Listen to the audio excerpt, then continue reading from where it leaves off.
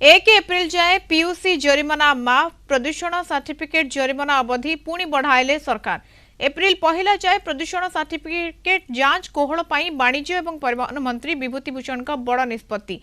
प्रदूषण जांच जनसाधारण समस्या को दृष्टि रखी आसंता एप्रिल पहला पर्यंत प्रदूषण न थिले जरिमाना न लगाइबाकू राज्य परिवहन प्राधिकरण को निर्देश देछंती। टोल गेट रे ई डिटेक्शन रे कटुथबा ए संबंधी जरिमाना को मध्य स्थगित रखिबाकू से निर्देश देछंती। सेबळे प्रदूषण प्रमाणपत्र न थिले मोटर यान आईन अनुसार लागू हेउथबा 10,000 टंका जरिमाना को ह्रास करबा दिगरे तर्जमा करबाकू मध्य विभाग को निर्देश देछंती। मंत्री कहते गाड़ी प्रदूषण जांच करने समस्त दायित्व।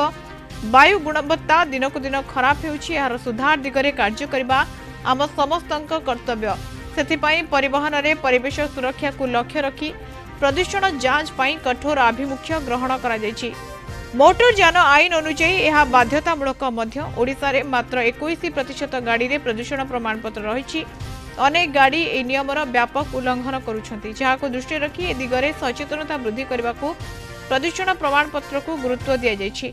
तेबे जनसाधारण एथिपाई समस्यार सम्मुखीन होउथिबार दृष्टि को आसिबारु जनसाधारण सुविधा पाई कोहल निष्पत्ति ग्रहण करा जायछि।